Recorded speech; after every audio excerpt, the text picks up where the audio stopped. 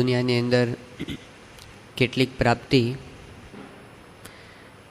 એ ઇન્દ્રિય ગમ્ય હોય છે, કેટલીક પ્રાપ્તિ બુદ્ધિગમ્ય હોય છે અને કેટલીક પ્રાપ્તિ અનુભવગમ્ય હોય છે. ઇન્દ્રિયગમ્ય પ્રાપ્તિ એટલે શું? તો જેને આપણે આંખથી જોઈ શકીએ એ ઇન્દ્રિયગમ્ય કહેવાય. દાખલા તરીકે કોઈ વ્યક્તિ જ્યારે નોકરી કે વ્યવસાયમાં જોડાય ત્યારે એની પાસે પોતાનું મકાન ન હોય અને 5 વર્ષ પછી એનું મકાન થઈ જાય તો આપણને દેખાય, આંખથી જોઈ શકીએ આપણે કે આની પાસે મકાન નહોતું અને મકાન થયું. એ ઇન્દ્રિયગમ્ય પ્રાપ્તિ કહેવાય. કે કોઈ વ્યક્તિ પાસે પહેલાં બાઇક હોય અને પછી જો મોટર કાર આવે તો આપણને દેખાય કે આની પાસે 4 પૈડાવાળી ગાડી પહેલાં નહોતી અને હવે આવી, તો ઇન્દ્રિયગમ્ય પ્રાપ્તિ કહેવાય, આપણે આંખથી જોઈ શકીએ. પણ કેટલીક પ્રાપ્તિ એવી હોય છે જે આંખથી જોઈ શકાતી નથી, એ બુદ્ધિથી સમજી શકાય છે. દાખલા તરીકે વિદ્યાર્થી પોતે ભણવા માટે જાય સ્કૂલે અને જ્યારે પાછો આવે ત્યારે આમ કંઈ લઈને તો આવતો નથી. આંખથી જોઈ શકાય એવું એ શું લઈને આવે છે? અને આપણે જો પૈસા સાથેનું મૂલ્યાંકન કરીએ તો આજની તારીખે આપણે દુનિયામાં દેખાય છે કે ઘણી બધી સ્કૂલો એવી હોય છે કે એની અંદર સારું અભ્યાસ કરાવવા માટે મા બાપ બહુ મોટો ખર્ચ કરે છે. પ્રાઇમરી સ્કૂલની અંદર છોકરો ભણતો હોય તો પણ એની વર્ષની ફી ઘણીવાર લાખ રૂપિયા હોય છે. આટલી બધી ફીસ ચૂકવીને મા બાપ પોતે છોકરાને ભણાવે. પહેલાં ધોરણમાં ભણતો હોય તો પણ આ બેંગ્લોર બાજુ ને એ બાજુ આવી સ્કૂલો બહુ ખુલ્લી છે, વર્ષના લાખ રૂપિયાની ફી. હવે જે એજ્યુકેશનના ભણવાના દિવસો હોય છે આમ જુઓ તો એ લગભગ 200 દિવસની આસપાસ જ વધતા હોય, કારણ કે 52 અઠવાડિયાની રજા નીકળી જાય, બીજી જાહેર રજાઓ કાઢી નાખો અને 2 વેકેશન કાઢી નાખો, છોકરાઓને વેકેશન થોડા પાછા વધારે હોય, એ બધું તમે કાઢો તો વર્ષના 200 દિવસ ભણતો હોય વિદ્યાર્થી, એના 1 લાખ રૂપિયા. તો એક દિવસના કેટલા? જો વર્ષ 200 દિવસમાં 1 લાખ રૂપિયા થાય તો એક દિવસના કેટલા થાય? 500 રૂપિયા. 500 રૂપિયા એક દિવસના થાય. હવે 500 રૂપિયાની અંદર જો આપણે કેળા લાવવા હોય તો લારી ભરીને આવે કદાચ, કહે કે 500 રૂપિયાની વસ્તુ લઈ આવજા, તો બજારમાંથી કેળા લઈ આવે, એક આખી લારી ભરીને કદાચ એ લાવી શકે, બરાબર ને? પણ એ સવારે છોકરો ગયો સ્કૂલમાં અને સાંજે પાછો આવ્યો અને પછી આપણે કહીએ 500 રૂપિયાનું શું લેવું, બતાવો તો, આમ હાથમાં બતાવો, તો બતાવી શકાય? કાંઈ ન દેખાય. અને એક દિવસ સુધી ન દેખાય એવું નહીં, અઠવાડિયા સુધી કાંઈ ન દેખાય, મહિના સુધી કાંઈ ન દેખાય, વર્ષ સુધી કાંઈ ન દેખાય, એવી રીતે 20 વર્ષ સુધી કાંઈ ન દેખાય. રોજ અભ્યાસ કરવાનો, રોજ પૈસા ખર્ચવાના, રોજ હોમવર્ક કરવાનું, અને છતાં પણ આટલી મહેનત કર્યા પછી કાંઈ હાથમાં તો કાંઈ દેખાડી ન શકાય. એ 20 વર્ષ, 22 વર્ષ, ઘણી વખત 25 વર્ષ સુધી ભણવાનું થાય, ત્યાં સુધી કાંઈ હાથમાં દેખાય જ નહીં, ઇન્દ્રિય ગમ્ય કશું જ ના હોય. પણ મા બાપને ખબર છે એ આ જે લઈને આવે છે ને ભલે હાથમાં દેખાતું નથી, પણ ભવિષ્યમાં એમાંથી ઘણું હાથમાં આવશે, ભલે અત્યારે ન દેખાતું હોય. એ બુદ્ધિગમ્ય પ્રાપ્તિ છે. એક કાગળિયું મળે છે 20-25 વર્ષે, એક કાગળિયું, કાંઈ આમ તો બીજું કાંઈ છે નહીં, સર્ટિફિકેટ છે કે તમે MS થયા, એટલું અંદર લખ્યું હોય, પણ એમાં તો કેટલું બધું છે. તો કેટલીક પ્રાપ્તિ એ ઇન્દ્રિયગમ્ય છે, કેટલીક પ્રાપ્તિ એ બુદ્ધિગમ્ય છે, પણ એનાથી આગળ વધી અને બીજી પ્રાપ્તિ છે એ છે અનુભવગમ્ય પ્રાપ્તિ. એ બુદ્ધિથી પણ ન સમજી શકાય, એ વ્યક્તિને પોતાને અનુભવાય, અને એવી પ્રાપ્તિ એટલે આ શાંતિ. એ બહાર ખબર ન પડે, બહાર તો બધાને એમ જ લાગે કે સાહેબ તો બહુ મોટા બંગલામાં રહે છે. અમારા યોગી બાપા આપણને વાત કરતા યોગી બાપા કે આમ આમ ભલે સાહેબ પોતે આમ બેઠા હોય, આમ ટાઢકની અંદર બેઠા એવું લાગે, એર કન્ડિશનમાં બેઠા હોય એવું લાગે, પણ અંદર તો કેવી હોટ કન્ડિશન હોય કે જો તપેલી મૂકે છાતી ઉપર, યોગીજી મહારાજ કે એમાં આંધણ મૂક્યું હોય તો શેર ખીચડી રંધાઈ જાય એવું અંદર ધકતું હોય. એટલે બહાર એ આપણને ખબર પણ ન પડે કે આમને કેટલી અશાંતિ હશે. એ તો જ્યારે કોઈક એવું મોટું રિઝલ્ટ આવે તો ખબર પડે, કોઈ આપઘાત કરે તો ખબર પડે. આપણને કહો આને આટલું બધું દુઃખ હતું કે આપઘાત કરવો પડ્યો. હવે કંઈ બધા દુનિયામાં આપઘાત નથી કરતા, એ તો તમાચો મારીને ગાલ રાતો રાખવાની પણ સંસારમાં કરી જ છે કે ઘરની વાત ભાઈ ઘરમાં રાખવા, બહાર ન થાય. આપણે રસ્તામાં પૂછી કેમ છો તો મજામાં, એમ જ કહે ને કે થોડું કે હું દુઃખી છું એવું થોડા કે આપણને. આપણે કે હાવ આર યુ, કે ફાઇન. એ તો એક રીત છે, એક શિષ્ટાચાર છે, પણ અંદરથી કેટલું ફાઇન લાગતું હોય એ કોને ખબર પડે? અનુભવગમ્ય વસ્તુ છે. તો અંતરમાં શાંતિનો અનુભવ થાય એ બહુ મોટી પ્રગતિ છે એવું પ્રમુખ સ્વામી મહારાજ કહે છે. કદાચ દુનિયાને ખબર પડે કે ના પડે, એ આપણને પોતાને તો અવશ્ય ખબર પડે કે આપણે કેટલી પ્રગતિ કરી. આજથી 10 વર્ષ પહેલાં આપણી પાસે મકાન નહોતું અને આજે 10 વર્ષ પછી મકાન થઈ ગયું, એ વાત તો સાચી, પણ 10 વર્ષ પહેલાં આપણને જે અંતરમાં શાંતિ હતી એના કરતાં આજે શાંતિ વધી કે ઘટી એ તો આપણે પોતે જ આપણું બેરોમીટર, આપણું થર્મોમીટર, આપણું મીટર જે કાંઈ હોય આપણે જ માપવું પડે કે ખરેખર આપણને શાંતિની બાબતમાં પ્રગતિ કરી છે, વ્યાવસાયિક બાબતમાં કરી, આપણે સમાજમાં સ્ટેટસની બાબતમાં કરી, શાંતિની બાબતમાં કેટલી પ્રગતિ કરી, એ આપણી સાચી પ્રગતિ છે એવું પ્રમુખ સ્વામી મહારાજ આપણને કહે છે. અને એના માટેનો જે પાયાનો ઉપાય સ્વામીશ્રી આપણને બતાવે, એના પર આપણે વાત કરતા હતા ગઈકાલે. તો ગુણાતીતાનંદ સ્વામી આપણને વાત સમજાવી કે કેવી રીતે શાંતિ થાય. અંતરમાં ટાઢું રહ્યા કરે, અખંડ ટાઢું, અંદર બહાર ભલે ગરમ હોય, બહાર ભલે ગમે એટલા સંજોગો બદલાય તો પણ અંતરમાં અખંડ ટાઢું રહ્યા કરે. એનો કોઈ ઉપાય છે કે? હા છે. કયો? પહેલો ઉપાય એ ભગવાનનું ભજન કરવું. હવે આપણે ભજન તો કરીએ છીએ, પણ ભજનની અંદર પણ ફેર છે, ક્વોલિટી. દુનિયામાં બધે જે મહિમા છે ને એ ક્વોલિટીનો મહિમા છે. ક્રિયા તો બધા લગભગ કરતા જ હોય છે, પણ ક્વોલિટીમાં ફેર પડી જાય. ડૉક્ટર સ્વામી વાત કરતા હતા કે ત્યાં મુંબઈની બાજુમાં ખપોલી કરીને એક સ્થાન છે, ત્યાં આગળ લોકો બટાટા વડા ખાવા માટે જાય છે. હવે બટાટા વડા તો બહુ સામાન્ય વસ્તુ છે, તો ઘરમાં બનાવી શકાય એવી છે. અને શહેરમાં ઘણી બધી જગ્યાએ બટાટા વડા મળતા હશે, પણ ત્યાંથી આટલે બધે દૂર લોકો 25-30 કિલોમીટર દૂર બટાટા વડા ખાવા માટે જાય છે. કેમ? ત્યાં છેક જાય છે. બટાટા વડા તો ઘરમાં બને છે, પણ ત્યાં જેવા બને છે ને એવા બનતા નથી. ક્વોલિટી. ગોંડલમાં દરબારી ગોટા ખાવા લોકો છે કે રાજકોટથી જાય છે, તે ગોટા ઘરમાં નહીં બનતા હોય? એ કે ના, ત્યાંની ક્વોલિટી કંઈક જુદી છે. આપણે બધા બેઠા છીએ અને આપણને એમ કહેવામાં આવે કે ક્રિકેટ મેચ રાખી છે, આપણામાંથી જ ટીમ બનાવવાની છે, 11 સભ્યોની એક ટીમ આપણે બનાવીએ અને આ રવિવારે આપણે મેચ રાખીએ ગ્રાઉન્ડમાં અને આપણે મહેસાણામાં જાહેરાત કરીએ કે આ BAPS સત્સંગ મંડળના જે હરિભક્તો છે એમની એક મેચ રાખવામાં આવી છે, ક્રિકેટ મેચ રાખવામાં આવી છે અને 500 રૂપિયાની ટિકિટ છે, જેને આવવું હોય આવજો. કેટલી ટિકિટ આપણી વેચાય? આપણી મેચ જોવા કેટલા જણ આવે? 500 રૂપિયાની ટિકિટ રાખીએ તો આવે કોઈ? કે એવો ટાઈમ કોણ બગાડે? 200 રૂપિયા આપીએ તોય ના આવે, 100 રૂપિયા અરે મફત રાખીએ તોય કેટલા આવે એ પ્રશ્ન છે. અને ત્યાં કેમ લોકો મેચ જોવા માટે જાય છે 500 રૂપિયા ખર્ચીને? પેલા સચિન તેંડુલકર રમતા હોય ને પેલા કોણ બધા રમતા હોય, યુવરાજ સિંહ ને બધા, તો ત્યાં કેમ બધા દોડીને જાય છે? કેમ? ફેર ક્યાં પડે છે? એ કે ના, એનું બેટ બહુ સારું છે, એનું પેડ બહુ સારું છે. અરે એનું બેટ ને એનું પેડ લઈને આપણે રમીએ, હાલો ને, તો વેચાશે આપણી ટિકિટ? રમે છે તો એ બધા એ ક્રિકેટ રમે છે ને આપણે એના એ જ નિયમો રાખીએ આપણે, અને કદાચ ગ્રાઉન્ડે ધારો કે એનું એ રાખીએ, પણ કોણ જોવા માટે આવે? ફેર ક્યાં પડ્યો? એ ફટકો મારે, આપણે ફટકો મારીએ, એ બોલ ફેંકે, આપણે બોલ ફેંકીએ. ફેર પડે છે ક્વોલિટીમાં.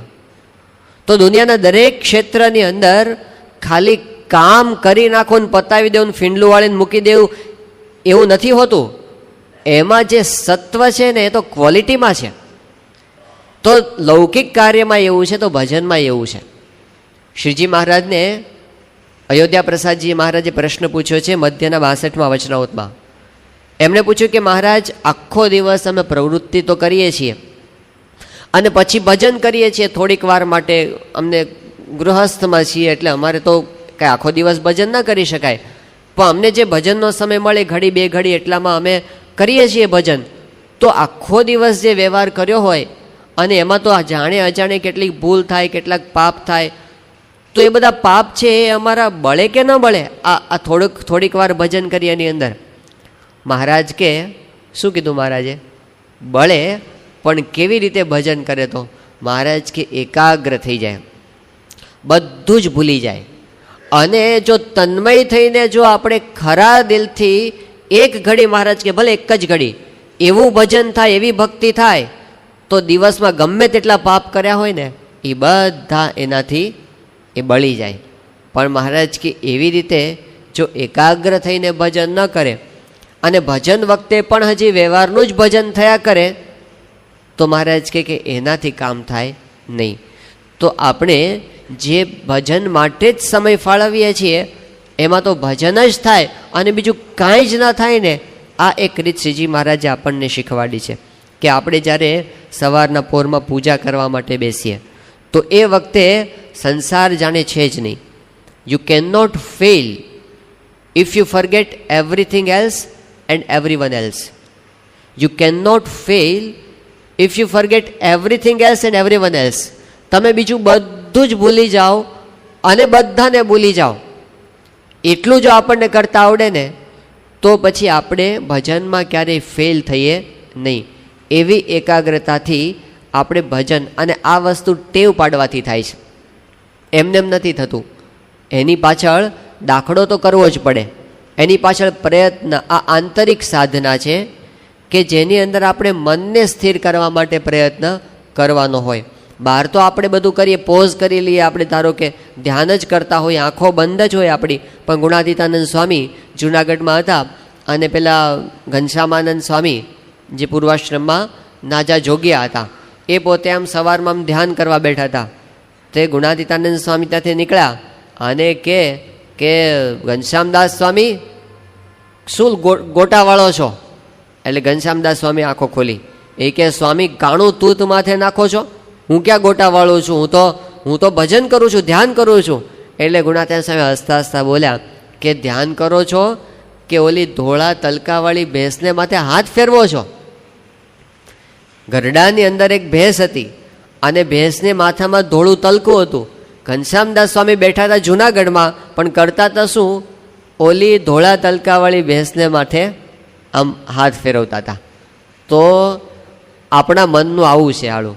આપણે ધ્યાન કરવા બેસીએ, ભજન કરવા બેસીએ, માળા ફેરવવા બેસીએ અને મન ક્યાંય ને ક્યાંય ફરવા માંડે. કોઈક દિવસ જો કંઈ કામ ન સૂચતું હોય ને કે આજે શું કામ છે, તો હાથમાં માળા લઈને બેસવું કે આજે શું કામ છે યાદ ન આવતું હોય ને, બધા કામ યાદ આવશે. જેટલા કામ ન સૂચતા હોય ને ટાઈમ ટેબલ બનાવવામાં, એ બધા એ વખતે પેન્ડિંગ કામ બધા ક્યારે યાદ આવે? સવારમાં આપણે પૂજા કરવા બેસીએ કે માળા ફેરવા બેસીએ ને ત્યારે બધું યાદ આવે છે. એટલે એ વખતે એ બધું આપણે ભૂલતા શીખીએ અને એ વખતે બીજું બધું છોડીને બસ મનનું હાળું એવું છે ક્યાંયથી ક્યાંય વિચારો આપણા જતા રહે. એક વખત એક નેતા હતા, એ પોતે આમ પ્રવચન કરવા ઊભા થયા. 15મી ઓગસ્ટનો દિવસ હતો અને કોઈ ઊભા કર્યા કે પ્રવચન કરો તમે. અને નેતા ઊભા થયા અને એમણે કીધું કે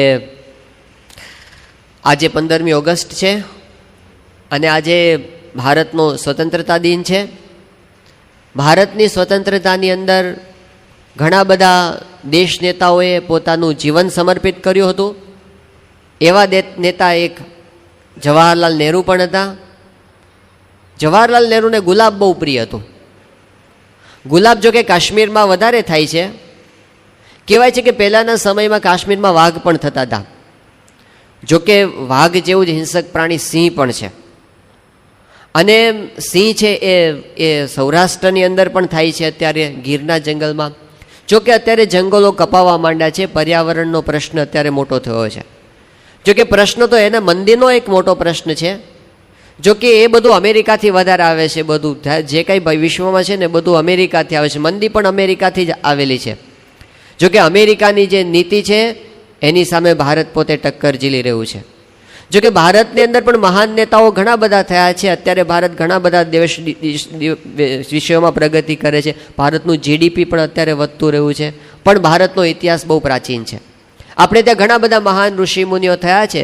જો કે અત્યારે પણ આપણે ત્યાં સંસ્કૃતિનો ઉદય ઘણો બધો થયો છે.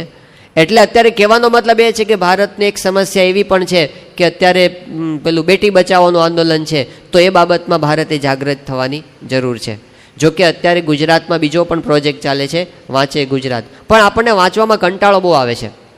જો કે કંટાળોનું મુખ્ય કારણ તો એ છે કે આપણે છે ને કંઈ નક્કી નથી કર્યું કે આપણે શું કરવું છે અને શું નથી કરવું. જો કે નક્કી કરવું જોઈએ આપણે, પણ એના માટે જરૂર છે ભારતમાં એજ્યુકેશનની બાબતમાં પ્રગતિ થવી જોઈએ. જો કે એજ્યુકેશન એટલું જરૂર નથી, હોસ્પિટલો પણ એટલી જ જરૂરી છે. હમણાં એક હોસ્પિટલ થાય છે અમદાવાદમાં, તો યથાશક્તિ બધા દાન દેજો. ભારત માતા કી જય. આમાં શું આવ્યું ખબર પડી? અરે એકમાંથી બીજામાંથી ત્રીજામાંથી ચોથામાંથી કયો વિષય છે ભાઈ? આમાં તમારે કેવું છે શું? મનનું આવું જ છે. બોલો, ઘણી વખત વિચારે ચડી જાય, વિચારે ચડે તો રિવર્સમાં ક્યારેક વિચાર કરવો કે ક્યાંથી શરૂ થયું હતું, આ શરૂ ક્યાંથી થયું હતું. ઘણી વખત શરૂઆત નહીં મળે આપણને. આટલો બધા સ્ટેપમાંથી એકમાંથી બીજામાંથી ત્રીજા કંઈક એક વસ્તુ જોઈ હોય એમાંથી ક્યાં ને ક્યાં અમેરિકા પહોંચી જાય. મને એવું છે, અને ધ્યાનમાં એવું થાય છે. આપણે વાતોમાં એવું થતું હોય છે. આપણે જ્યારે 2-4 જણ ભેગા થયો અને ક્યારેક વાતોએ ચડીએ ને, તો ઘણી વખત કલાક પછી પાછું રિવર્સમાં આવવું કે આપણે ક્યાંથી શરૂ કર્યું હતું. તો વાતોમાં ક્યાંથી એકમાંથી ચોથા પાંચમા છઠ્ઠા ટ્રેનમાં જ્યારે ભેગા થયા હોય કમ્પાર્ટમેન્ટમાં, અને ત્યારે લોકો વાત કરે ને ખાલી ઓબ્ઝર્વેશન કરવું, જે રીતે લોકો વાત કરતા હોય છે ને, તો આવી રીતે જ વિષયો બદલાતા હોય છે, કોઈ નિશાન નહીં. તો મનને જતું રહેવાનું, આપણે સાધક છીએ અને એ બનવાનું જ. એવું નથી કે કાલથી બંધ થઈ જશે, એ થશે જ. પણ જાણપણું, એક તો પહેલાં આપણે નક્કી તો કરવું જ પડે કે અત્યારે હું ભજન કરવા બેઠો છું ને મારે બીજું કાંઈ જ કરવું નથી, એવું નક્કી તો કરવું જ પડે. નક્કી ન કરીએ તો કાંઈ નથી. આખે આપણે આરતીમાં જ આવ્યા હોઈએ, શણગાર આરતીમાં, અને આખી આરતી પૂરી થઈ જાય છતાં પણ આપણું મન ભગવાનમાં હોય જ નહીં, એવું પણ બને. બોલાઈ જાય, આખી વ્યવસ્થિત બોલાઈ જાય આરતી. જય સદગુરુથી શરૂ કરી અને આ અવસર કરુણાનિધિ બધું વ્યવસ્થિત બોલતા હોય, પણ આપણું મન એમાં હોય નહીં. આપણે ભગવાનની પાસે મૂર્તિનું જ કીર્તન ગાતા હોય, પણ મૂર્તિમાં આપણી કાંઈ વૃત્તિ એમાં હોય નહીં કે તમારી મૂર્તિ વિના મારા નાથ રે. પણ એ વખતે કાંઈ આપણે સાંભળતા ન હોય. મૂર્તિની આ સાથે આપણે કંઈ લેવા દેવા જ એ વખતે ન હોય. આપણે પેલું ચેષ્ટામાં બોલીએ છીએ કે હવે મારા વાલાને નહીં રે વિસારું રે, શ્વાસોચ્છ્વાસે તે નિત્ય સંભારું રે. આપણે એમ બોલતા હોય કે નહીં રે વિસારું, પણ એ વખતે વિસરીને જ ગાતા હોઈએ. એ વખતે જ આપણને યાદ ના હોય કે હાલતા ને ચાલતા સ્વામિનારાયણ, ખાતા ને પીતા સ્વામિનારાયણ. એ ધૂન બોલતા હોય ને, એ ધૂન બોલતા બોલતા સ્વામિનારાયણમાં આપણું મન ના હોય. એવું છે. તો આપણે શબ્દો એ ખાલી બોલવા ખાતર બોલાય, મિકેનિકલ ક્રિયા થઈ જાય છે, એકદમ ફિઝિકલ બની જાય છે. એમાં આપણું મન ભળતું નથી, અને એટલે એમાંથી જેવી જોઈએ એવી શાંતિનો અનુભવ પણ આપણને થતો નથી. તો ભજન જ્યારે કરવા બેસીએ ત્યારે બીજું બધું બોલે ભજનમાં જોડાઈ શકીએ, એના માટે શું કરવું જોઈએ? તો એના માટે એક તો છે, એ વખતે ભગવાનના મહિમાનું અનુસંધાન જો ભળે તો આપણું મન ભગવાનની અંદર રહે છે. આ એક મહિમાની અનુસંધાન. મહિમા વિના આપણે ભક્તિ કરતા હોઈએ એ ભક્તિ લુખ્ખી બની જાય. મહિમા વિના આપણે દર્શન કરતા હોય તો દર્શન પણ લુખ્ખા થઈ જાય. અને મહિમા વિના આપણે જો સ્મરણ કરતા હોય, ભગવાનની માનસી પૂજા કરતા હોય, એ પણ લુખ્ખું થઈ જાય. એટલે સૌથી પહેલાં પાયાની જરૂર છે મહિમાની. જે કંઈ ભજન સંબંધી ક્રિયા કરતા હોય, શ્રીજી મહારાજને મુક્તાનંદ સ્વામીએ પ્રશ્ન પૂછ્યો સારંગપુરના 5મા વચનામૃતની અંદર કે જ્યારે ભગવાનના દર્શન કરતા હોઈએ તો બધાને એક સરખું ફળ થાય કે કોકને વધારે થાય ને કોકને ઓછું થાય? એવો પ્રશ્ન પૂછ્યો. બધાને એક સરખું ફળ થાય? બધા સમય તો એક સરખો જ કાઢે. દાખલા તરીકે પ્રમુખ સાહેબ મહારાજ પધાર્યા હોય, આપણે એમના પૂજાના દર્શન કરવા માટે જઈએ તો દર્શન તો બધા જ કરતા હોય ને બધા પોણો કલાક સુધી બેઠા હોય, તો બધાને એક સરખું ફળ થાય કે કોકને વધારે થાય ને કોકને ઓછું થાય? મહારાજ કે કોકને વધારે થાય ને કોકને ઓછું થાય. ક્યાં ફેર પડે? મહારાજ કે જેને જેટલો મહિમા હોય એને એટલો લાભ થાય. જેટલો મહિમા હોય એટલો લાભ થાય. શ્રીજી મહારાજે દ્રષ્ટાંત આપ્યું કે શ્રી કૃષ્ણ ભગવાન હતા, એની સેવા એ બીજા બધા યાદવો પણ કરતા હતા અને ઉદ્ધવજી પણ કરતા હતા, પણ જેવી સેવા ઉદ્ધવજી કરતા હતા એ મહિમા સહિત કરતા હતા. તો બીજા બધાને સાધારણ ફળ થયું, પણ જે યથાર્થ લાભ થયો ને એ તો ઉદ્ધવજીને થયો, કારણ કે મહિમા સમજીને એમણે સેવા કરી, મહિમા સમજીને એમણે ભક્તિ કરી, મહિમા સમજીને દર્શન કર્યા. તો આપણે મહિમા સાથે જ્યારે આપણે ઠાકોરજીના દર્શન કરતા હોય ત્યારે આપણને એ વસ્તુ યાદ રહે કે આપણે કોના દર્શન કરીએ છીએ, કોની સામે આપણે ઊભા છીએ. જેમ આપણી બાજુમાં આમ સચિન તેંડુલકર આમ આવીને બેઠો છે, આપણને ખબર પડે, આપણા વિચારો બદલાઈ જાય કે સચિન આપણી બાજુમાં છે, સતત આપણને રહ્યા કરે કે એ મારી સાથે છે, મારી બાજુમાં છે. એ વ્યક્તિનો આપણા ઉપર ભાર હોય, એનો પ્રભાવ હોય આપણી ઉપર કે આટલી મોટી વ્યક્તિની બાજુમાં હું અત્યારે બેઠો છું. તો પૂર્ણ પુરુષોત્તમ નારાયણની સામે આપણે ઊભા છીએ એનું આપણને હોય કે નહીં કંઈ, કે હું કોની સામે ઊભો છું અત્યારે? આ સામાન્ય વ્યક્તિ નથી, આ તો પુરુષોત્તમ નારાયણ છે, અનંત બ્રહ્માંડોના રાજાધિરાજ છે, એની સામે હું અત્યારે ઊભો છું. એવી જ રીતે જ્યારે પૂજા કરતા હોય ત્યારે કોની સામે બેઠો છું, અત્યારે કોણ મારી પૂજામાં આવેલા છે? આપણે ત્યાં કલેક્ટર આવે તોય આપણે હાફળા ફાફળા થઈ જાય, બીજું બધું ભૂલાઈ જાય, કાંઈ યાદ ન આવે એ વખતે. તો ભગવાન બેઠા છે ને કેમ આપણને બીજું યાદ આવે છે? મહિમા નથી આપણને. તો એક તો યથાર્થ રૂપમાં આપણે મહિમાનું અનુસંધાન એ વખતે કેળવવું પડે કે આપણે ભગવાનની ભક્તિ કરીએ છીએ એ સામાન્ય ક્રિયા કરતા નથી, આપણે પુરુષોત્તમ નારાયણની સાથે બેઠા છીએ. તો એક તો ભજનની અંદર આપણે એકાગ્રતા એટલે મહિમા જોડવો પડે છે. બીજું છે પ્રીતિ, હેત. જેટલું હેત હોય ને એટલું સુખ આવે છે. આપણે જેટલું ભગવાનના દર્શન તો બધા જ કરતા હોઈએ, પણ જેને પ્રેમ હોય ભગવાન પ્રત્યે એને જે સુખનો અનુભવ થાય એ કંઈક જુદો થાય. તો એ હેત, જ્યારે એવો હેત કરીએ, મહારાજના વખતમાં પરમહંસો કેવી રીતે દર્શન કરતા, તો એની વાત એ ભક્ત ચિંતામણીમાં આવે છે કે વૌઠાના મેળાની અંદર જ્યારે શ્રીજી મહારાજ પધાર્યા હતા એ વખતે રાતનો સમય હતો ને આખી રાત ભગવાન સ્વામિનારાયણ પોતે ગાડામાં સૂઈ રહ્યા હતા, ગાડામાં ખુલ્લામાં, પૂનમની રાત હતી. એ વખતે જે બધા પરમહંસો હતા એને આવો ચાન્સ મળી ગયો કે હો મહારાજના દર્શન થાય છે. તો એટલા બધા તલ્લીન થઈને એટલા બધા પ્રેમથી એ દર્શન કરતા રહ્યા કે એમ કરતાં વહી ગયા 4 જામ. આખી રાત પસાર થઈ ગઈ, એક મટકો માર્યા વગર એ લોકો મહારાજના દર્શન કરતા જ રહ્યા. જાણે મીટે શું પીશે મૂર્તિ, એવી રીતે દર્શન કરે જાણે આખી મૂર્તિ હમણાં પી જશે કે શું, આખી મૂર્તિ આંખથી પી જશે કે શું. એવા ભાવથી આપણે ભગવાનના દર્શન કરીએ, એવા પ્રેમથી આપણે ભગવાનની માળા કરીએ, એવા પ્રેમથી આપણે ભગવાનના ચરિત્રનું શ્રવણ કરીએ. એ પ્રીતિ એ બહુ મોટી વાત છે. હેત તો ભગવાન પ્રત્યે જ્યારે આપણે ભક્તિમાં જોડાઈએ તો જેવી રીતે મહિમા છે એવું બીજું એમાં જોડાવાનું સાધન પ્રીતિ છે. અને ત્રીજું સાધન છે એ છે એકાગ્રતા. એકાગ્રતા એટલે બીજું બધું જ ભૂલી જવું. હમણાં પ્રમુખ સાંઈ મહારાજ પોતે 2 વર્ષ પહેલાં સારંગપુરમાં બિરાજમાન હતા, ઠાકોરજીના દર્શન કરતા હતા. એ વખતે કંપાલા યુગાન્ડાના એક હરિભક્ત છે હરીશભાઈ ભૂપતાણી, એ ત્યાં આગળ આવ્યા હતા.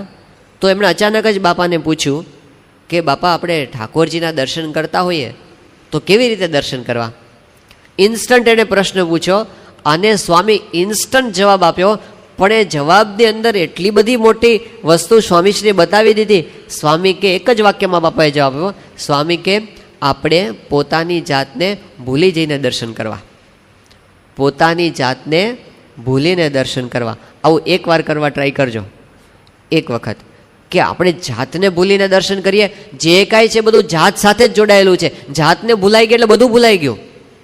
એકવાર આપણે પોતાને ભૂલ્યા, હુંને ભૂલ્યા, અહમ ભૂલાયો એટલે બધું જ ભૂલાઈ ગયું. અને એને ભૂલીને આપણે ભગવાનના દર્શન કરતા હોઈએ, કાંઈ બીજું આડું આવે જ નહીં. આપણને જે કાંઈ આડું છે બધું હું સાથે જોડાયેલું જ બધું આડું આવે છે. હુંને ભૂલીને દર્શન કરવા આપણે પોતાને ભૂલતા શીખીએ એટલે ભગવાન સિવાય બીજું કાંઈ બાકી રહે નહીં. કે હું ટળે હરી ઢૂંકડા તે ટળાય દાસે રે, હું ટળે હરી ઢૂંકડા તે ટળાય દાસે રે, મુક્તાનંદ મહાસંતને પ્રભુ પ્રગટ પાસે રે, અનુભવીને અંતરે રહે રામ વાસે રે. તો આવું ભજન આપણે કરતા શીખે તો આપણા અંતરમાં ટાઢું થાય. ભજનના સમયે ભજન સિવાય બીજું કંઈ ન કરીએ અને આવી રીતે ભગવાનમાં જોડાવાનો પ્રયત્ન કરીએ મહિમાપૂર્વક, પ્રીતિપૂર્વક અને એકાગ્રતાપૂર્વક, તો એવું ભજન આપણા અંતરમાં ટાઢકનો અનુભવ કરાવે છે. એ આપણે 15 મિનિટ 20 મિનિટ કે અડધો કલાક પૂજા કરીને ઊભા થઈએ ત્યારે આપણું અંતર ટાઢું હોય અંદરથી આપણે ભરેલા હોઈએ, આપણે કંઈક મેળવ્યું છે એવો આપણને અનુભવ એ વખતે થાય, એ અનુભવગમ્ય પ્રાપ્તિ છે. તો એક વસ્તુ આપણને બતાવી, ભજનના સમયે આપણે ભજન સિવાય બીજું કાંઈ કરવું નહીં. બીજું ભજન કરવાનું એક સ્ટેપ આગળ આપણને બતાવ્યું કે ભજનના સમયે તો ભજન કરવું જ, પણ એ સિવાય આપણે હાલતા ચાલતા, ખાતા પીતા, ઉઠતા બેસતા આપણી જે કંઈ ક્રિયા છે એ ક્રિયાની સાથે પણ ભજનને જોડતા શીખવું. કે સ્વામિનારાયણ હરે સ્વામીએ વાત કરી છે, ભજન કરતાં કરતાં ક્રિયા કરીએ તો અંતરમાં ટાઢું રહે. આ કેટલી મોટી વાત કરી. ક્રિયા કરીએ એટલે ગરમ થાય જ, પ્રવૃત્તિ કરીએ ને એટલે અંદર તપે જ બધું. કોઈ પણ ભલે ને મંદિરની પ્રવૃત્તિ કરતા હોય તો એ શું છે, પ્રવૃત્તિ કરો એટલે અંતર તપે તો ખરું જ. કે સ્વામિનારાયણ હરે સ્વામીએ વાત કરી છે, ભજન કરતાં કરતાં ક્રિયા કરીએ તો અંતરમાં ટાઢું રહે, અને અંતરમાં ટાઢું જોઈને મોટા સાધુ રાજી થાય. સ્વામી બાપા શેનાથી રાજી થાય છે? આપણા અંતરમાં ટાઢું હોય એને જોઈને એ રાજી થાય છે આપણા ઉપર. અને પછી શું કીધું? અને કે જેના ઉપર મોટા સાધુ રાજી થાય તેનો જીવ સુખીઓ થઈ જાય, અને જેનું અંતર ધગતું હોય એને દેખીને શું રાજી થાય? આપણું અંતર ટાઢું હોય તો મોટા પુરુષ રાજી થાય, અને એ રાજી થયા પછી જે સુખ થાય ને એ તો પાછું એનાથી આગળની કક્ષા છે. એ રાજીપાથી પ્રાપ્ત થયેલું સુખ છે. એમની દ્રષ્ટિ પડે ને આપણને જે શાંતિ સુખનો અનુભવ થાય એ તો વળી બહુ આગળની અનુભૂતિ છે. પણ આપણને ખાલી એટલું તો થાય કે જો આપણે ક્રિયા કરતાં કરતાં સાથે ભજન કરવાની ટેવ પાડીએ, આ થઈ શકે એવું છે. ગુણાતીતાનંદ સ્વામી કીધું, સ્વામી કે જીવ તો બધાય સારા છે, જીવ તો બધાય સારા છે, પણ અખંડ ભજન થતું નથી. એનું કારણ શું છે? સ્વામી કે અભ્યાસ કર્યો નથી, અને અભ્યાસ કર્યો નથી ને એટલે આપણને એ આવડતું નથી. જેમ આપણે નાના હતા ત્યારે આપણને સાયકલ નહોતી આવડતી, સાયકલ આપણને ફાવતી નહોતી, પણ પછી આપણે શું કર્યું? એનો અભ્યાસ. હવે આપણે જો એવું જ કરીએ કે ભાઈ આપણે તો નહીં જ ફાવે આપણને સાયકલ, અને સાયકલ શીખવી તો બહુ જ અઘરી છે એમ માની અને આપણે સાયકલ ઉપર ચડીએ જ નહીં કોઈ દિવસ, તો આપણે 80 વર્ષના થઈએ તોય સાયકલ ન આવડે. અમારા બ્રહ્મદર્શન સ્વામી કહે છે કે ઉંમર વધે એમ આપણા વાળ ધોળા થાય, પણ ઉંમર વધે એમ સાયકલ ન આવડે. સાયકલ તો પ્રેક્ટિસ જ્યારે કરે ત્યારે આવડે. એ 15 વર્ષની ઉંમર શીખે તો 15 વર્ષે આવડે, અને 30 વર્ષની વર્ષે પ્રેક્ટિસ કરે તો 30 વર્ષે આવડે. જ્યારે પ્રેક્ટિસ કરે ત્યારે એ આવડે. પણ એકવાર ઝંપલાવ્યું તો ખરું ને, બાકી એમ બીકમાં ને બીકમાં એ કે ના ના આપણને તો કંઈ ફાવે જ નહીં, અને આ તો સાયકલ થાળું, અને પહેલી વખત પકડવું પડે તો કદાચ પડે ખરો. એટલું બધું આમ ટાઈટ હેન્ડલ પકડી રાખે કે જાણે હમણાં બધી દુનિયાનો ભાર એના હાથમાં જ છે, એટલું ટાઈટ હેન્ડલ પકડી રાખે. અને એને ખબર હોય કે આ સામે ગાય આવે છે, મારે અંદર નથી નાખવાની, તોય ઘુસાડી દે ત્યાં. તોય ખબર હોય હેન્ડલ ફરે જ નહીં, હાથમાંથી એટલું ટાઈટ થઈ ગયું હોય. તો એ વખતે કેમ એવું થતું હતું, અને પછી કેમ થવા માંડ્યું? પછી તો આમ એક હાથે સાયકલ ચલાવે એવું થઈ જાય ને પછી તો, અને પછી તો છૂટા હાથે સાયકલ ચલાવે એવું થઈ ગયું. પછી પ્રેક્ટિસ થઈને અભ્યાસ થયો તો થઈ ગયું. પણ જો એવું વિચારે કે હાલું આ તો આપણું કામ નહીં ને બહુ અઘરું છે, તો એ ક્યારે આવડે નહીં. તરવા માટે શીખે છે માણસો, પેલું પડવું તો પડે ને એકવાર, પણ એકાદ વખત આમ પાણીના બુડબુડિયા બોલી જાય ને પછી કંઈક નાના મન નહીં જ ફાવે તો કોઈ દિવસ ના આવડે. એટલે પહેલાં તો પ્રેક્ટિસ તો કરવી પડે. એક પ્રસંગ સાથે સ્મૃતિ રૂપે યાદ આવે છે કે 1997ની સાલમાં જૂનાગઢ વિસ્તારમાં મારે વિચરણમાં જવાનું થયું હતું. એટલે એ વખતે મારી સાથે દિવ્ય મુનિ સ્વામી હતા, ત્યારે પોતે મુંબઈની અંદર છે. 4 સંતોનું મંડળ હતું. તો અમે સારંગપુરથી બે સંતો અને એક પાર્ષદ હતા, અને ધર્મકીર્તિ સ્વામી એ ત્યાંના સ્થાનિક સંત હતા. એ મોટા સંત, અમે બધા નાના હતા. તો સાથે ફરીએ ગામડે, તો રસોઈ બનાવતા અમને બહુ એટલું બધું કાંઈ આવડે નહીં. પણ એક દિવસ એવું થયું, ધર્મકીર્તિ સ્વામી રોજ રસોઈ બનાવવાનું મુખ્ય હોય, પણ એક દિવસ કંઈક પધરામની જેમ થયું ને એટલે દિવ્ય મુનિ સ્વામીની ઉપર રસોઈ આવી, અને એમણે પોતે પેલું કંઈક તળવાનું હતું, પૂરી કે એવું કાંઈ, અને પોતે તળતા હશે ને એમાં કંઈ ઉતાવળ થઈ ગઈ, અને એમાં પેલું તેલ ઉડ્યું અને આખો હાથનો ભાગ હતો ને એમાં પોતે દાજી ગયા. માળિયાહાટીના ગામમાં હતા, આટલું દાજી ગયા. અને પછી તાત્કાલિક પેલી સારવાર થઈ એમની, પણ બધા ફૂલ્લા ઘણા બધા પડી ગયા હતા. પછી એવું થયું હતું કે એ વખતે પ્રમુખ સાહેબ મહારાજ પોતે ગોંડલમાં બિરાજમાન હતા, એટલે અમારે વિચરણમાં વચ્ચે એકાદ દિવસનો એવો ગેપ આવી ગયો કે સ્વામીના દર્શન કરવા અમે જઈ શકીએ એમ હતા. એટલે પછી બાપાના દર્શન કરવા માટે ગોંડલ ગયા હતા, અને ત્યાં બપોરના ભોજન સમયે બધી વિચરણની વાતો કરતા હતા. વિચરણના બધા અનુભવ સંતો કહે ને, તો એમાં આ વાત નીકળી દિવ્ય મુનિ સ્વામીને કે આમ એ દાજી ગયા છે, આ હાથે દાજી ગયા રસોઈ બનાવતા. એટલે સ્વામીએ કીધું કે હવે તને રસોઈ આવડી જશે, એકવાર દાજ્યો ને એટલે રસોઈ આવડી જશે. પછી સ્વામી કે હું નાનો હતો ત્યારે મને સાયકલ નહોતી આવડતી, પણ એકવાર સાયકલમાંથી પડ્યો ને પછી મને આવડી ગયો. એમ આપણે પડવું પડે ને. આ તો સ્મૃતિની વાત છે વચ્ચે, પણ વાત એમ છે કે આપણે કરીએ, ભગવાનને સંભાળે એ ભગવાનને ભૂલે. ગુણાતીતાનંદ સ્વામી કહે છે કે જે ભણવા બેસે એ નાપાસ થાય, ન ભણવા બેસે શું નાપાસ થાય? એમ જે પ્રયત્ન કરે ભૂલે ખરા. આપણે પ્રયત્ન ચાલુ કર્યો આપણે કે ચલો આપણે રોજ મંદિરે તો જઈએ જ છીએ, ઘરેથી નીકળીએ છીએ અને મંદિરે પહોંચીએ છીએ, વચ્ચે 15 મિનિટનો સમય લાગે છે કે 10 મિનિટનો સમય લાગે છે. આવતીકાલે આપણે મંદિરે જઈશું ને ત્યારે સ્વામિનારાયણ સ્વામિનારાયણ ભજન કરતાં કરતાં જવું છે. એ નક્કી કર્યું હશે ને તોય ભૂલાઈ જશે. એવું આપણે નક્કી કર્યું તો આ રીત જ છે. તમે એવું નક્કી કરો આજે કે કાલ સવારે મારે સ્નાન કરતાં કરતાં સ્વામિનારાયણ સ્વામીનું ભજન કરવું છે, યાદ જ ઘણી વાર નહીં આવે અને ઘણી વખત છેલ્લે છેલ્લે યાદ આવશે. અને એટલી હદ સુધી થશે કે આપણે શરૂ કર્યું હોય સ્નાન કરવાનું અને હજી કે ભજન કરવું જ છે, પણ ક્યારે ભૂલાઈ જશે ખબર નહીં પડે, ક્યારે બીજા બિચારે ચડી જવાશે. આ તો થાય જ. એ ભલે ને થાય, પણ એકવાર લેવાનું તો ઓછું છે. આપણે જો પ્રયત્ન કરશું તો એકવાર શરૂ થશે, નહીંતર તો ક્યારેય શરૂ નહીં થાય. એટલે ભજન કરતાં ક્રિયા કરવી છે એવો એક નિર્ણય કરીને શરૂ તો કરવું જ પડે. તો મહારાજે એના પર ભાર મૂક્યો છે. સ્વામિનારાયણ ભગવાને પોતે ભાર મૂક્યો. પ્રથમનું 22મું વચનામું છે, એમાં મહારાજે કીધું કે તમે બધા ધૂન ગાતા હો કે પછી ભજન કરતા હો, એ વખતે જો ભજન કરતાં કરતાં ભગવાનની સ્મૃતિ ન રહે તો ગાયું તે ન ગાયા જેવું છે. પણ પછી મહારાજે રીત શું બતાવી કે ભજનમાં કરવા બેસે ત્યારે તો પોતે કદાચ વૃત્તિ રાખવા પ્રયત્ન કરે, પણ હરતા ફરતા પોતે જો ભગવાનમાં વૃત્તિ રાખવા પ્રયત્ન ન કરે તો ભજનમાં બેસે ત્યારે પણ વૃત્તિ ભગવાનમાં સ્થિર થાય નહીં. એટલે એનો અર્થ શું થયો કે આપણે હાલતા ચાલતા જે ભજન કરીએ તો પૂજા વખતે પૂજા સારી થાય. એટલે કે આપણી જો 15-20 મિનિટની પૂજા આપણે સારી કરવી હોય તો એના માટે બીજા 23.5 કલાક છે ને એ સારા કરવા પડે તો પેલી પૂજા સારી થાય. જેમ આપણે પરીક્ષા કેટલા કલાકની હોય? 3 કલાકની. પણ 3 કલાકની પરીક્ષા સારી આપવી હોય તો આખું વરસ મહેનત કરવી પડે, ત્યારે 3 કલાકની પરીક્ષા આપણી સારી જાય છે ને. એમ આપણે ક્વોલિટી પૂજા કરવી હોય, આપણે આવું પાસ ક્લાસ કરવો હોય તો એને માટે આ વસ્તુ નથી. પણ જેને ખરેખર અંતરમાં સાચી શાંતિનો અનુભવ કરવો છે અને જેને ક્વોલિટી પૂજા કરવી છે, જેને ખરેખર ભગવાન સાથે તન્મય થઈ જવું છે, એવા સુખનો એને અનુભવ કરવો છે, તો એને પછી હાલતા ચાલતા પણ ડાફોળિયા માર્યા ચાલે નહીં. એને તો બધું જોવું પડે. એને તો છાપું વાંચવામાં વિવેક રાખવો પડે કે ભાઈ મારે કામનું છે એટલું વાંચું, બધું વાંચ કરવાનું. પહેલા પાનાથી છેલ્લા વાગના સુધી જોઈએ છે સહિત બધું જોઈ લેવાનું. ભાઈ આપણે નથી જોઈએ છે એની જરૂર નથી તો શું કામ એ વાંચીએ? આપણે જેટલું કામનું છે એટલું જોઈ લઈએ, પણ બધું વાંચ કરીએ પહેલા પાનાથી છેલ્લા સુધી અને 1 કલાક સુધી છાપું વાંચીને પછી બાજુ મૂકીએ અને પછી આપણા મનમાં વિચાર આવે કે આ દુનિયાનું શું થશે. એવા જ વિચાર આવે ને. છાપામાં કોઈ દિવસ કોઈ પોઝિટિવ સમાચાર આવે છે? એને તો સમાચાર જ કહેવામાં નથી આવતા. કોઈ સારી ઘટના બને એને છાપામાં સમાચાર કહેવામાં આવતા નથી. અને સર્વે કરવાની છૂટ છે. આવતીકાલે સવારે છાપું ખોલવાનું અને આમ કાઢવાનું પોઝિટિવ ને નેગેટિવ સમાચાર અને બંનેનો સરવાળો કરવાનો. કયા સમાચાર વધારે આવે જુઓ, કયા સમાચાર વધારે? બધું એ જ ભ્રષ્ટાચાર થયો તો જ સમાચાર કહેવાય, કે કંઈક પેલું લાંચ લેવાની તો જ સમાચાર કહેવાય, એક્સિડન્ટ થયો તો જ સમાચાર કહેવાય, ખૂન થયો હોય, બળાત્કાર થયો હોય એને જ સમાચાર કહેવાય. એવું ન થયું એને તો સમાચાર કહેવામાં આવતા જ નથી. આવાને જ સમાચાર કહેવામાં આવે છે.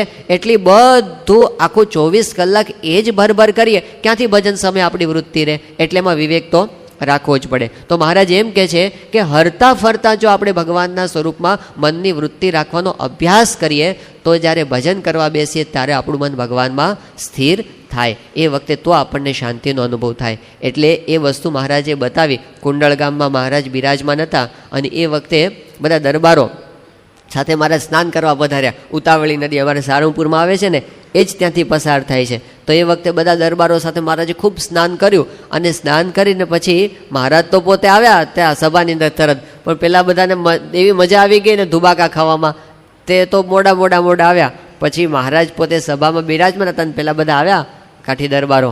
એટલે મહારાજે કીધું કે ક્યાં ગયા હતા? એ કે મહારાજ નાહવા માટે ગયા હતા, નાહીને આવ્યા અમે અત્યારે. મહારાજ કે ભગવાનનું સ્મરણ કરતાં કરતાં નાહ્યા હતા, ભજન કરતાં કરતાં નાહ્યા હતા? એ કે ના મહારાજ એવું તો અમે કંઈ કર્યું નથી. તો મહારાજે શું કેવા શબ્દો વાપર્યા? મહારાજ કે તમે બધાએ લોહીમાં સ્નાન કર્યું છે. ભગવાનને ભૂલીને સ્નાન કર્યું તો લોહીમાં સ્નાન કર્યું છે. જાઓ પાછા અને ભગવાનને સંભાળીને સ્નાન કરીને પછી અહીંયા આવો તમે. આવો મહારાજે આદેશ આપ્યો અને મોકલ્યા ફરીવાર સ્નાન કરવા માટે.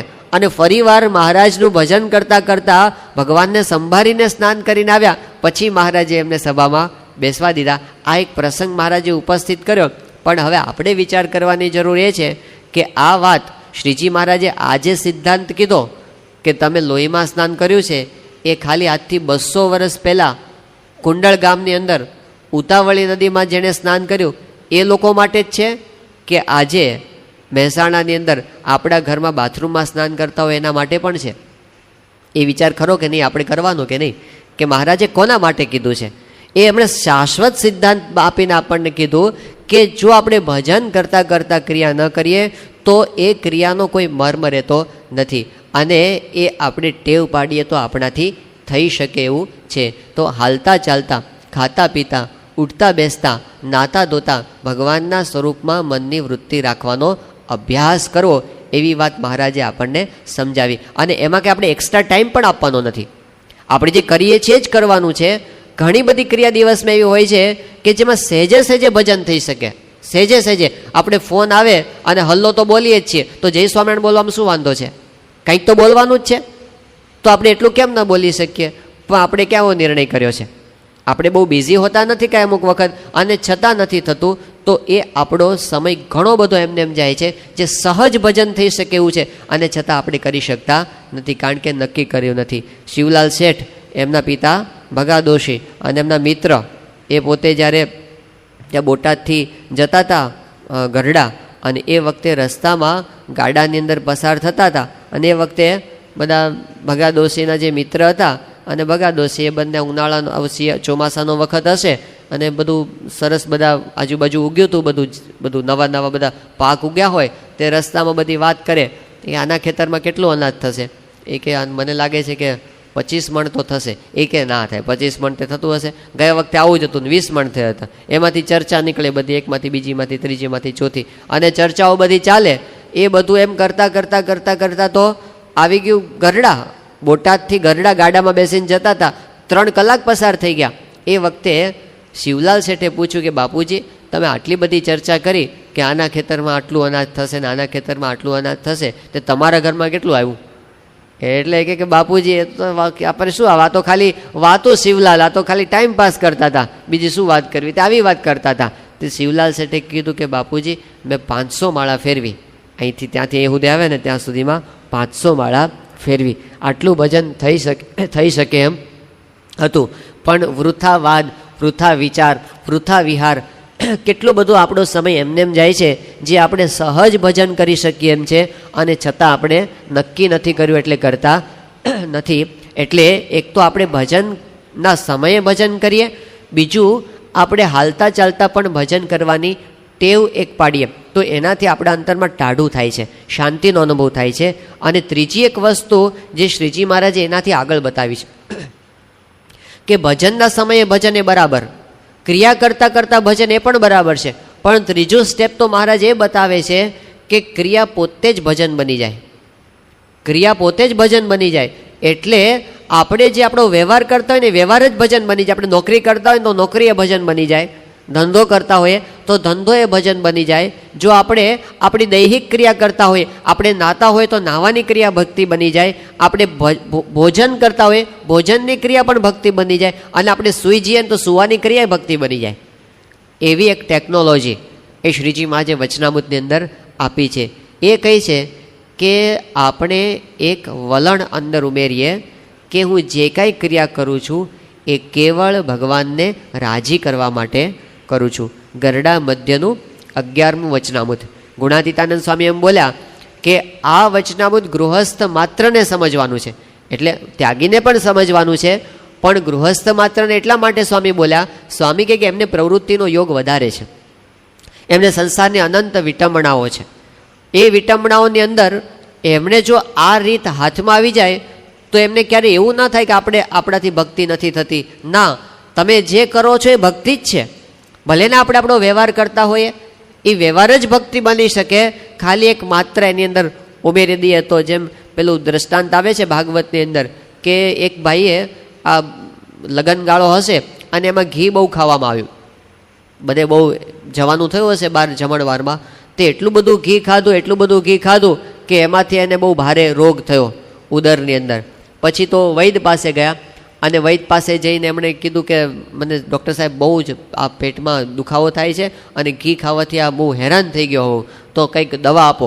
એટલે વૈદ્ય બધી તપાસ કરી અને પછી એને માત્રા આપી અને કીધું કે જો એક પડીકી સવારે લેજો, એક બપોરે લેજો અને એક રાતે લેજો અને ઘી સાથે લેજો.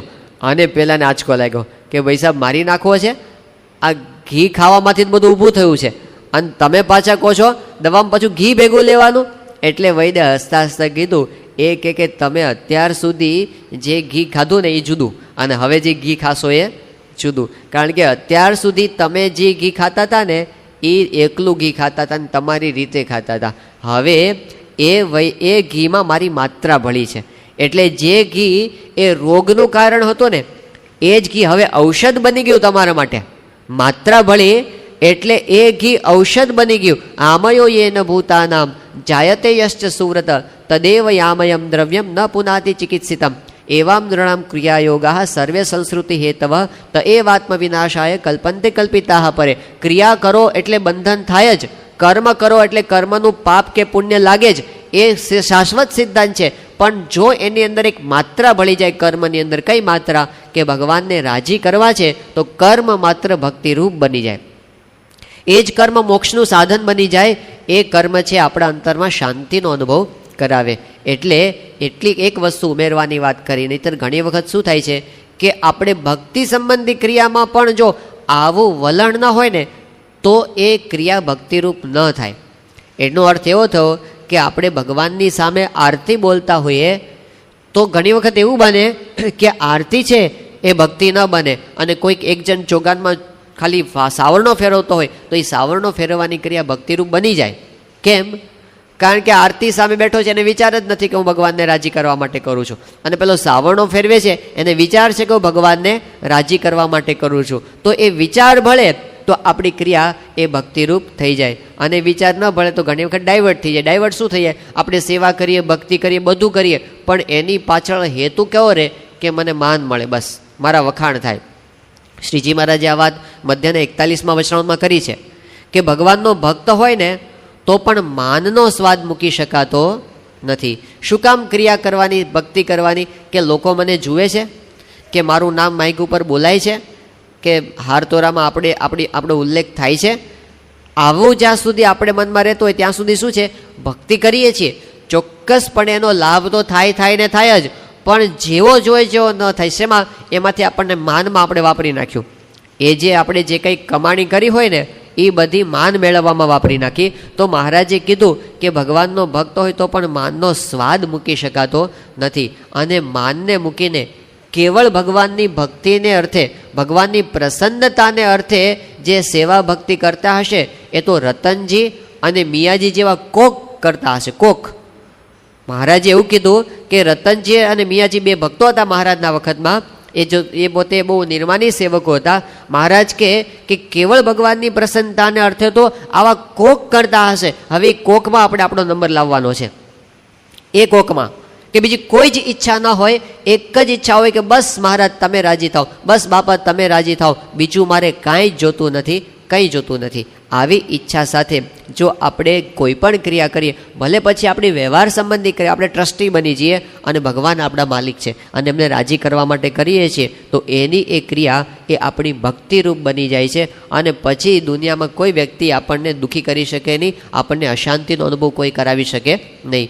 તો આપણને ભજન કરતાં કરતાં ક્રિયા કરવાની ટેવ પાડવાની વાત કરી, અને એનાથી આપણા અંતરમાં શાંતિ વધે, અને એ શાંતિ આપણી સાચી પ્રગતિ છે. લૌકિક માર્ગમાં કે આધ્યાત્મિક માર્ગમાં આપણે તો જ પ્રગતિ કરી કહેવાય કે જો આપણને અંતરમાં શાંતિનો અનુભવ થયો. તો ગુણાતીતાનંદ સ્વામી એક વાત એ બતાવી કે અંતરમાં ટાઢું રહ્યા કરે અને ધગી ન જાય એના બે ઉપાય. એક તો ભગવાનનું ભજન કરવું, અને બીજું શું બતાવ્યું કે બીજું ભગવાનને સર્વ કરતાં સમજવા. આ બહુ પાયાની કલમ સ્વામીએ મૂકી કે ભગવાન સર્વ કરતા છે. આ દુનિયામાં જે કાંઈ થાય છે બધું કરનારા ભગવાન છે. એમની મરજી વિના કોઈનું હલાવ્યું પાંદડું પણ હલતું નથી. દુનિયાની અંદર જે કાંઈ આશ્ચર્યો થયા છે એ બધા આશ્ચર્ય ભગવાને ઊભા કર્યા છે. જ્યાં જ્યાં નજર મારી ઠરે યાદી ભરી ત્યાં આપની. આ દુનિયામાં જે કાંઈ આશ્ચર્યો આપણને જોવા મળે છે એ બધા આશ્ચર્યોના કરનારા મને મળ્યા એવા જે પ્રત્યક્ષ ભગવાન એ જ છે એવું એને દરેક જગ્યાએ દેખાયા કરે. પ્રમુખ સ્વામી મારે ત્યાં નાયગ્રો જોવા માટે હરિભક્તો લઈ ગયા તો નાયગ્રા ફોલ્સ જઈને સ્વામી પહેલું વાક્ય બોલ્યા, સ્વામી કે જેણે નાયગ્રો બનાવ્યો છે એ ભગવાન કેવા સુંદર છે. સ્વામી તરત ત્યાં જોડી દે છે. કંઈ પણ સારી વસ્તુ દેખાય, યદ્યદ વિભૂતિ મત સત્વમ શ્રીમદ ઉર્જિતમેવ ચ, શ્રીમદ ભગવદ્ ગીતાના 10મા અધ્યાયમાં કીધું કે દુનિયામાં જે કાંઈ વિભૂતિમાન છે, જે કાંઈ સુંદર છે, જે કાંઈ સારું દેખાય છે, મોરના પીછાનો કલર આપણને દેખાયને વાહ થઈ જાય છે, તો એ વાહ ભગવાન સુધી પહોંચવું જોઈએ કે આ બનાવનાર મારા ઈષ્ટદેવ છે. જે આપણે કંઈ સારું દેખાય દુનિયામાં ભગવાન કરતા હરતા છે. એક તો ત્યાં આપણે કરતાપણું સમજવાનું છે. બીજું કરતાપણું ક્યાં સમજવાનું કે દુનિયાની અંદર ઘણું બધું એવું બને છે કે જે આપણને ન ગમતું હોય. આપણી ઘણી ક્રિયાનું પરિણામ એવું આવે છે જે આપણને પસંદ ન હોય એવી ઘટનાઓ જીવનમાં બનવાની. એ દુનિયામાંય બનશે એવી ઘટનાઓ, આ મહેસાણા શહેરમાં એવી ઘટનાઓ બનશે કે જે આપણને ન ગમતું હોય, આ સત્સંગમાં પણ એવી કેટલીક ઘટનાઓ બનશે જે આપણને ન ગમતું હોય, આપણા ઘરમાં એવી ઘટનાઓ બનશે જે આપણને મંજૂર ન હોય, આપણે સ્વીકારી ન શકતા હોઈએ, આપણા વ્યવસાયમાં એવી કેટલીક ઘટનાઓ બનશે જેને આપણે સ્વીકારી ન શકતા હોઈએ, આપણા શરીરમાં કેટલીક એવી ઘટનાઓ બનશે જેને આપણે સ્વીકારી નહીં શકતા હોઈએ. આવું બનવાનું અને એ વખતે આપણે ભગવાનની મરજી જેવી ભગવાનની મરજી, ભગવાન જે કરતા હશે એ સારા માટે કરતા હશે અને એ જ બધું કરે છે એવું સમજીને એને રાજીપે સ્વીકારતા શીખવું, આ શાંતિનો ઉપાય છે. ભગતજી મહારાજ જ્યારે જૂનાગઢમાં સેવા કરતા હતા અને એ વખતે કેટલાક લોકો જાણી જોઈને દ્વેષ ભાવથી ભગતજી મહારાજની ઉપર 12 મણના ચૂનાના કોથળા ફેંકતા હતા. ભગતજી મહારાજ બુદ્ધિશાળી હતા, મૂર્ખ નહોતા, ખબર હતી ઇન્ટેન્શનલી ફેંકવામાં આવે છે, જાણતા હતા પોતે, પણ છતાંય એ ભગતજી મહારાજ શું સમજતા હતા કે આ અનંત કોટી બ્રહ્માંડમાં મારા ગુરુ ગુણાતીતાનંદ સ્વામીનું કર્યું સર્વે થાય છે, એમના હલાવ્યા વિના કોઈનું પાંદડું પણ હલતું નથી. એ જે કરતા હશે ને એ ગુણાતીતાનંદ સ્વામી એમાં રહીને મારી કસોટી કરે છે. એવા સંજોગોમાં પણ એમને વિશ્વાસ હતો કે સ્વામી બધું કરે છે, બાકી કોની તાકાત છે કે મને દુઃખી કરી શકે, કોની તાકાત છે કે મને આમ આંગળી અડાડી શકે. અરે મહારાજે તો ત્યાં સુધી કીધું કે ભગવાનનો ભક્ત જેને થયો તો રાજાનો દીકરો થયો હોય એને જેમ કોઈ સાધારણ પેલો હલકી જ્ઞાતિનો માણસ હોય એ આમ આમ તુચકારે બોલાવી પણ ન શકે, એવી રીતે જેને ભગવાનનો આશરો થયો એને કાળ, કર્મ અને માયાની તાકાત નથી. ભગવાનના ખોળે બેઠો એને પોતે કોઈ આમ દુઃખી કરી શકે. એને તો જેટલું સુખ થાય છે ભગવાનની ઈચ્છાથી થાય છે, જેટલું દુઃખ થાય છે એટલું પણ ભગવાનની મરજીથી જ થાય છે. એ દુઃખને પણ ભગવાનની મરજીથી આવ્યું છે તો મારા માટે એ પણ સ્વીકાર્ય છે. એ જે બન્યું એ સારા માટે થઈને મારા માટે સ્વીકાર્ય છે. આ સિદ્ધાંત છે, શાસ્ત્રનો સિદ્ધાંત છે. શ્રીજી મહારાજે એવું કીધું 2 વચનામૃતમાં, કાર્યાણીનું 10મું અને મધ્યનું 21મું. મહારાજ કે કલ્યાણને અર્થે આ એક જ વસ્તુ છે. તમે એક વસ્તુને પકડી રાખજો. મહારાજ કે વ્યાસજીએ જેટલા ગ્રંથ લખ્યા એ બધાનો સાર આટલામાં આવે છે. શ્રીજી મહારાજ કે કલ્યાણને અર્થે તો ભગવાનને સર્વ કરતા હરતા જાણવા એ જ છે. ભગવાન વિના કાળ, કર્મ, માયા, સ્વભાવ કોઈ કરતા હરતા નથી. આ દુનિયાની એક પણ વ્યક્તિ કરતા હરતા નથી. કોઈ મિનિસ્ટર કે પ્રાઇમ મિનિસ્ટર કે પ્રેસિડેન્ટ કોઈ કરતા હરતા નથી. બધાની ચાવી એક ભગવાનના હાથમાં છે અને એ ભગવાન મારા ઈષ્ટદેવ છે, એ મારા છે, હું એનો છું. આવો જ્યારે ભાવ થઈ જાય ત્યારે પછી આપણે નિર્ભય બની જઈએ. આપણને કોઈ પ્રશ્ન જ ન રહે, જે થશે એ સારા માટે થશે. આપણે ક્યાં રસ્તા ઉપર બેઠા છીએ, આપણે કોના ખોળામાં બેઠા છીએ, કોનો આશરો આપણને થયો છે એ સંભાળનાર બેઠા છે. એ જે કરશે તે સારા માટે કરશે, એને કોઈ ચિંતા ન રહે. ઉપલેટાના લાલાભાઈ હતા અને ખેતરમાં સૂતા હતા. અડધી રાત્રે એમ એકદમ કંઈ પ્રકાશ જેવું થવા માંડ્યું એટલે એની આંખ ખુલી અને સામે જોયું કે તેજસ્વી પુરુષ ઊભા હતા. અને એ વખતે લાલાભાઈએ પૂછ્યું કે તમે કોણ છો? તો પેલા તેજસ્વી પુરુષ ઊભા હતા એમણે કીધું હું ઇન્દ્ર છું. અને એ કીધું કેમ આવ્યા છો તમે? ઇન્દ્રએ કીધું કે લાલાભાઈ હું તમારી પાસે 3 વસ્ત્રની દાનમાં માગણી કરવા માટે આવ્યો છું. તમે 3 વસ્ત્ર મને આપો, હું તમારા પર રાજી થઈ જઈશ. એ વખતે લાલાભાઈ એમને વાત કરી કે તમે વાત કરો છો સાચી, પણ પ્રશ્ન એટલો જ છે કે મારી જેટલી કાંઈ સંપત્તિ છે મેં મનોમન એ મારા ગુરુ ગુણાતીતાનંદ સ્વામીને સમર્પિત કરી દીધી છે. ગુણાતીતાનંદ સ્વામી મારા ગુરુ છે અને હું એમને પૂછ્યા વગર કોઈ કામ કરતો નથી. મારે તમને 3 વસ્ત્ર આપવો હોય તો મારે એમને પૂછવું પડે, એના વિના તમને ન આપી શકું. અને ઇન્દ્ર એકદમ ગુસ્સે થઈ ગયો. એમણે કીધું, લાલાભાઈ તમને ખબર છે હું ઇન્દ્ર છું અને હું ધારીશ તો આખું ઉપલેટાને પાણીમાં બોળી દઈશ અને બધું ધનોત કાઢી નાખીશ.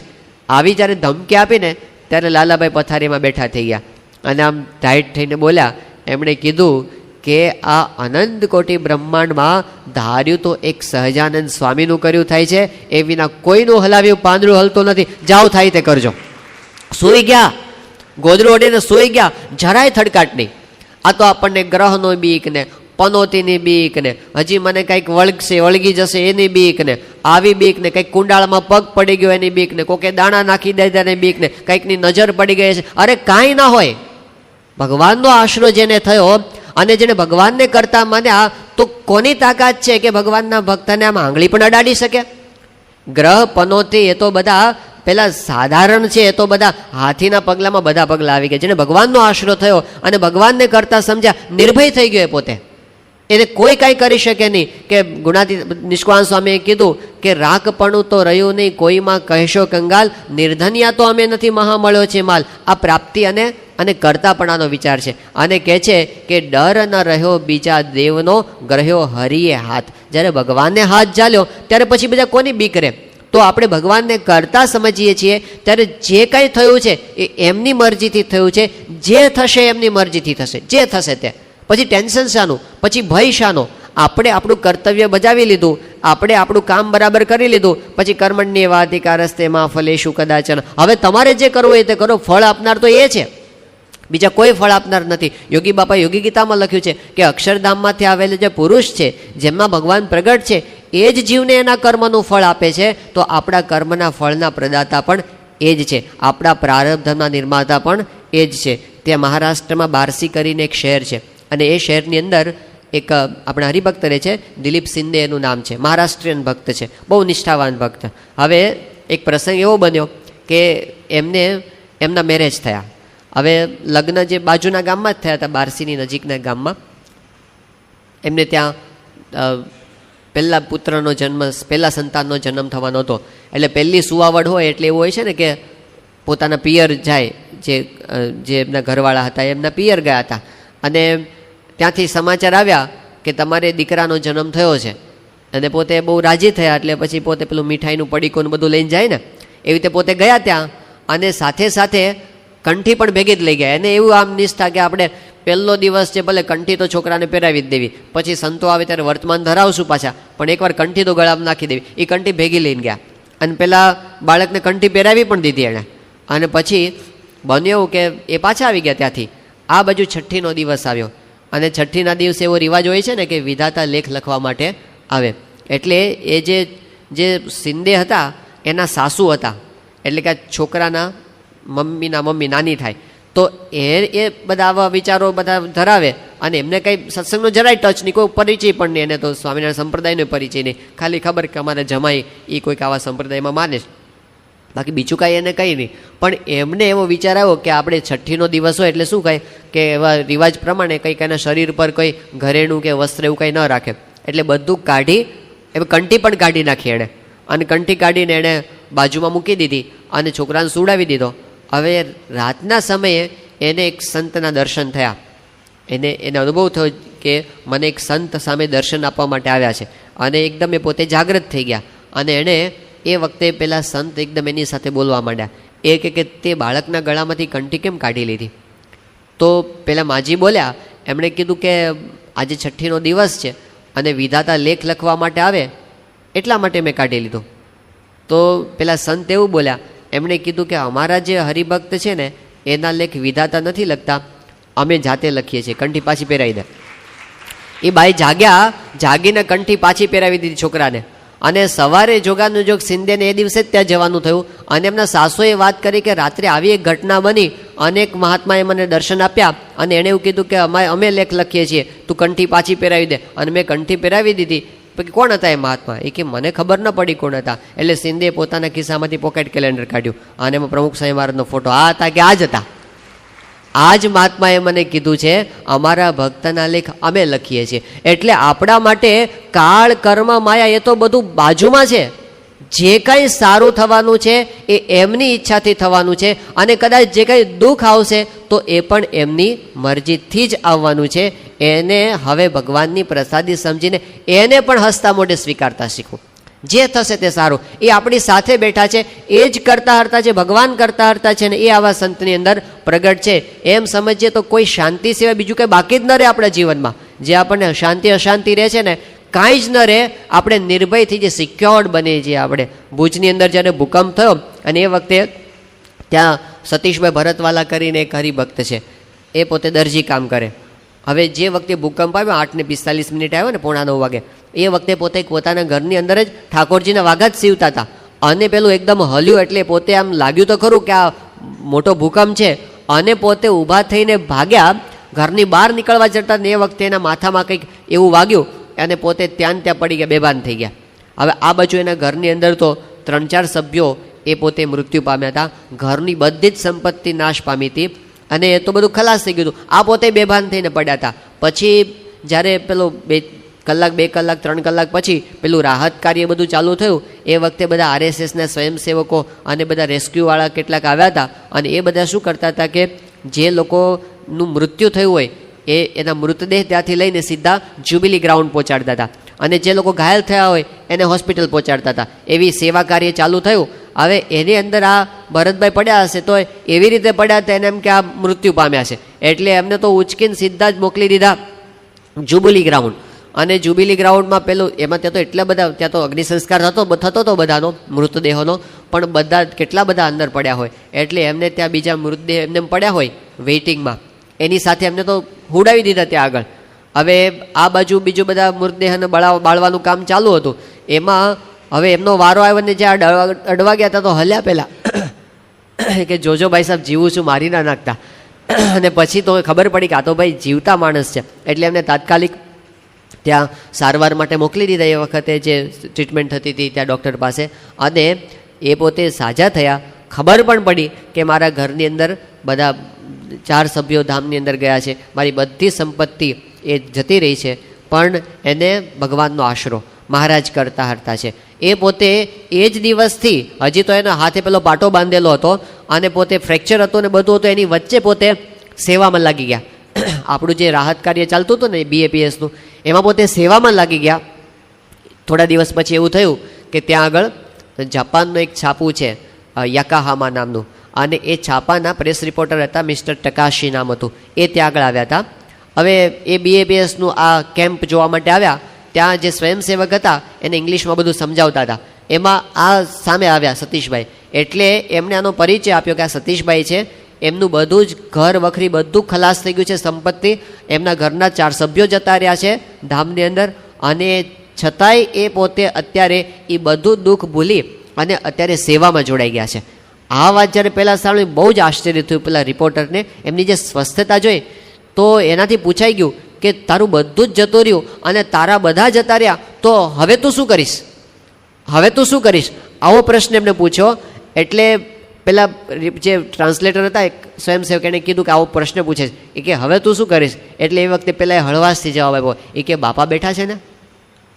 એ બાપા બેઠા છે ને એ વાક્યનો શું અર્થ થાય એ ઓલા રિપોર્ટરને સમજાવતા 5 મિનિટ થઈ, કે આને ગુરુનો એટલો વિશ્વાસ છે, એને ભગવાનમાં એટલી શ્રદ્ધા છે કે ભગવાન જે કરતા હશે સારા માટે કરતા હશે, અને ભવિષ્યમાં પણ સારું જ કરશે. બાપા બેઠા છે ને, આપણે કંઈ રોડ ઉપર નથી ઊભા ને આપણે કંઈ આધાર વગર નથી, જે કરશે તે સારા માટે કરશે. તો જીવનમાં ઘટનાઓ તો બધાને બને છે, પણ જેને આવો આશરો થયો છે અને જેને ભગવાનના સર્વ કરતાપણાની દ્રઢતા થઈ છે, એ બધાને હસતા હસતા સ્વીકારે છે કે વિતાવે જે શિરે તારે જગતનો નાથ તે સહેજે, ગણ્યું પ્યારું જે પ્યારાએ અતિ પ્યારું ગણી લેજે. જે આપણા ઉપર વિતાવે એ આપણા સારા માટે જ હશે, કારણ કે દાસના દુશ્મન હરી કેદી હોય નહીં, જેમ કરશે તેમ સુખ જ થશે. આપણને ખબર નથી પણ કયા દુઃખથી સુખ થવાનું છે ને કયા સુખથી દુઃખ થવાનું છે એ આપણને ખબર ન હોય, પણ જે દુઃખથી સુખ ઉપજે તે દુઃખ આપે દયા કરી, કે આપણને અત્યારે દુઃખ જેવું લાગતું હોય, પાછળથી મોટું સુખ આપણને એનાથી થવાનું હોય, એ બધી એમને ખબર છે. શું કામ આપણે માથે બહાર લઈને ફરીએ? આપણે સોંપી દો બધું એના ઉપર. એટલે દિવસ દરમિયાન પ્રવૃત્તિ બધી જ કરીએ, પણ રાત્રે બધું મહારાજ અને સ્વામીની ઉપર નાખી અને એના ખોળામાં માથું રાખીને સૂઈ જઈએ કે બસ તમારે જે કરવું એ કરજો, તમે બેઠા છો એટલે હું શાંતિથી સૂતો છું, તમે જાગો છો એટલે હું સૂતો છું, મને બીજી કોઈ ચિંતા નથી. તો આવી રીતે આપણે નિર્ભય રહી શકીએ. અત્યારે જેટલા ટેન્શન અને સ્ટ્રેસના જેટલા કાંઈ પ્રશ્નો છે ને આખી દુનિયાના, એ બધાને એક ઝાટકે ઉડાડી દે ને એવા ભગવાનના સર્વ કરતાપણાનો વિચાર છે, જે પ્રમુખ સાંઈ મહારાજ પોતે જીવે છે અને આપણને જીવતા શીખવાડે છે. તો એવી કરતાપણાની દ્રઢતા આપણા અંતરમાં થાય અને એ દ્રઢતા વધતી જાય અને આપણા અંતરનો શાંતિનો ગ્રાફ પણ વધતો જાય, એવી પ્રગતિ આપણે કરી શકીએ એવી મહારાજ સ્વામીના ચરણોમાં પ્રાર્થના કરીએ. શ્રી સ્વામી